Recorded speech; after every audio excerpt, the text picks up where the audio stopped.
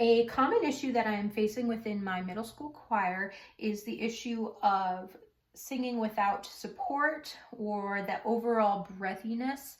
Now, that's a very common issue, especially now that pop singers and the people that they are more than likely listening to, they all tend to sing with a certain breathiness that is trendy. And so that is what my students tend to emulate. And so something that I have been working through is being able to sing with a solid tone and with proper support.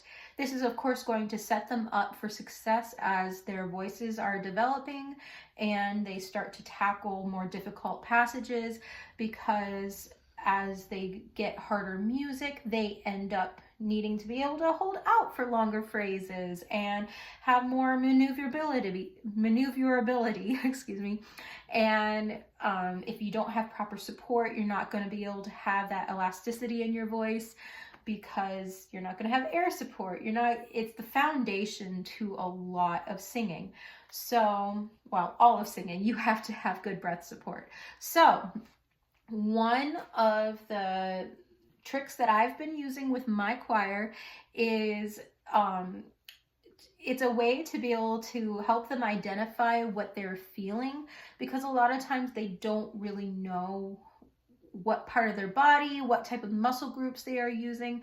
I can say your diaphragm is right here, but it's a little bit ambiguous. So I try to do this drill so that they can feel it within themselves, and so that they can then try to mimic that going forward. So the first thing I have them do is form a fist, and they're going to blow into their fist. Now, a lot of times my students go like blowing through it, but that's not what we're doing. We're trying to essentially stop the air. You shouldn't hear any type of air going through, no hissing or anything like that. It's really, you could just have them go blow like that, but it gives them something physical to blow against. But what this is doing when they're doing this, you should automatically feel a lot of pressure where your diaphragm is. So I do two things. First of all, I say find the bottom of your rib cage, and they should all be able to feel the bones there. And I say trace along towards the center, and that is where you should be feeling when you blow on your fist. So I have them keep one hand there and then put their fist up to their mouth and blow. They should feel that tension there. And so once I have them do that, I have them try to maintain that tension and sing a phrase of whatever we're singing. So something like, I would have them blow and then sing, hold it. Be thou my vision, O Lord of my heart.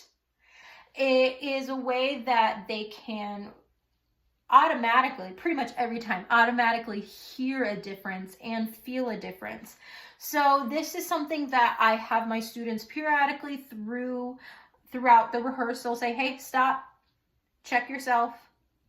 Okay, keep that tension, especially for certain passages where, hey, we need a little extra support. This is tricky.